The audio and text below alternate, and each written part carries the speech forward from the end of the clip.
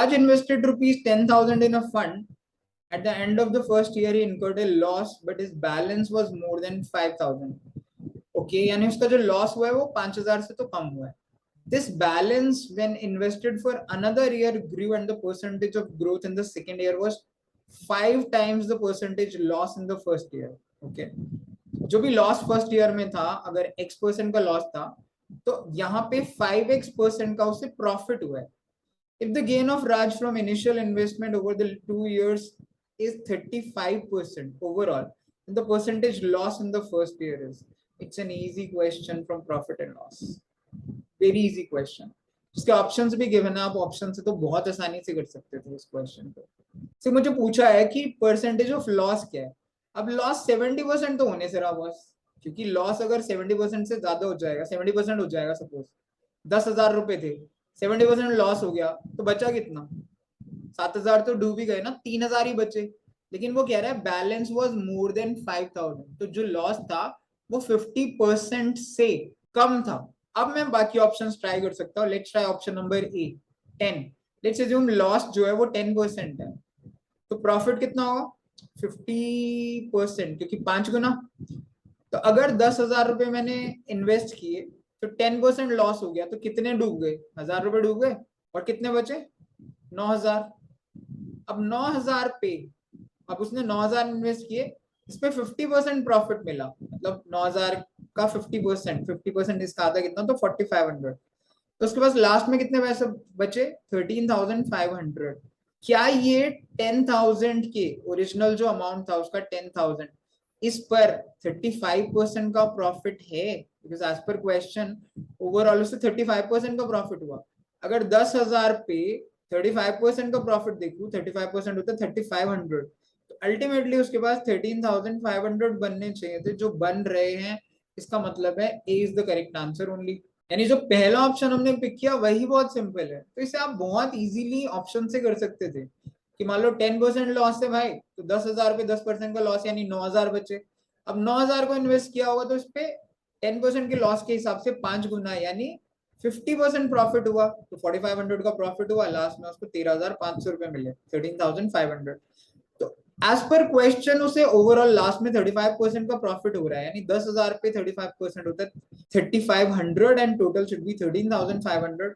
ये जिस ऑप्शन में मैच करेगा वो आंसर होगा, और ये फर्स्ट ऑप्शन 10% में ही मैच कर रहा है, so that is our answer. So it's a very simple question from profit and loss. You should not miss these questions. आप देखिए, इसको एक दो बार सॉल्व करने की कोशिश करिए. 15 और 5% से भी देखिए कि क्यों चीजें मैच नहीं कर रही हैं, and I think you should be able to solve these in exam also. Two pipes A and B are attached to an empty water tank. Pipe A fills the tank और B जो है वो drain करता है. If pipe A is opened at 2 p.m. and pipe B is opened at 3 p.m., then the tank becomes full at 10 p.m. Okay, this is first. And अगर pipe A 2 बजे चलाया जाए और B जो है वो 4 बजे ओपन हो, यानी लीकेज 4 बजे, then tank gets full in 6 p.m. तो बताइए, if P is not open, अगर लीकेज ना हो, then the number of time in minutes, ये इंपॉर्टेंट होता है ध्यान देना, in minutes taken to fill the tank, यानी अकेला A कितनी देर में इस टैंक को फिल करेगा. ये भी एक इजी क्वेश्चन है from time and work. It's not a very difficult question, it's very easy question. देखिए, ये टैंक है, इसमें दो पाइप है. एक पाइप ए है जो पानी डाल रहा है, एक पाइप बी है जो पानी निकाल रहा है. ठीक है, लेट्स अज्यूम ए पाइप जो है वो हर घंटे ए लीटर पानी डालता है, और बी जो है वो हर घंटे बी लीटर पानी निकालता है. तो फर्स्ट केस में क्या हुआ है, पाइप क्या है, 2 बजे चला है, और कितने बजे तक चलता रहा? 10 बजे तक, यानी 8 घंटे चलता रहा ना, 2 बजे से 10 बजे तक, यानी 8 घंटे. तो 8 घंटे में ए सॉरी, इतने लीटर पानी डाला होगा, क्योंकि ए मैं मान रहा हूं कि ए लीटर पानी डालता है, यही इसकी एफिशिएंसी भी होती है. तो 8 घंटे में 8 इंटू ए, और बी जो है वो 1 घंटे में बी लीटर निकालता है. तो 3 बजे ओपन हुआ और 10 बजे टंकी भरी, यानी इसके पास कितना टाइम था? 7 आवर्स.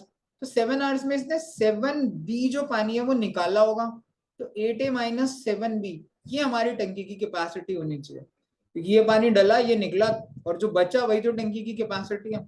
सेम तरीके से हम दूसरे वाली इंफॉर्मेशन से भी इक्वेशन बना सकते हैं. पाइप ए अगर 2 बजे चला है और 6 बजे तक चलता रहा, यानी कितनी देर तक चलता रहा? 4 घंटे.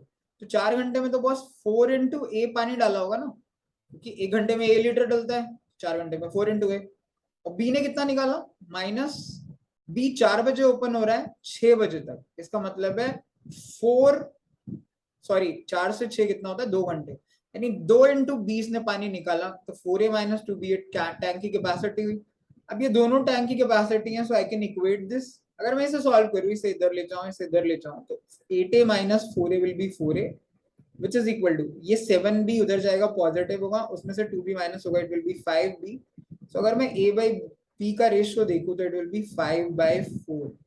इसका सिंपल मतलब है अगर ए 5 लीटर पानी डालता है तो बी 1 घंटे में 4 लीटर निकाल लेता है। This is very important information. बस ये रेशियो आ जाते हैं तो हम कुछ भी निकाल सकते हैं। यानी ए अगर 5 लीटर पानी 1 घंटे में डाल रहा है तो बी जो है वो 4 लीटर 1 घंटे में निकाल रहा है। तो हम लेफ्ट हैंड साइड या राइट हैंड साइड किसी से भी टैंक की कैपेसिटी निकाल सकते हैं। इससे निकाल लेते हैं, 8 इंटू ए की वैल्यू 5 माइनस 7 इंटू बी की value 4, 8 5 40 minus 7 4 28, so it is equal to 12 litre. तो मेरा जो टैंक है वो 12 लीटर कैपेसिटी का है अगर ए 5 लीटर पानी डाल रहा है और बी मेरा 4 लीटर हर घंटे पानी निकाल रहा है। तो अब उसने पूछा कि मान लो बी पिक्चर में ना हो, तो 12 लीटर की टंकी ए कितनी देर में भरेगा। 12 लीटर, ये हर घंटे 5 लीटर डालता है तो 12 भरेगा 12/5 आवर्स में, बिकॉज ये जो 5 लीटर है ये पर आवर वाला केस है। 12/5 होता है 2.4 आवर्स। तो अगर इसे मिनट्स में निकालें तो 2 आवर्स हो गए, मतलब 2 आवर प्लस 0.4 आवर्स, ऐसे कर देता हूँ।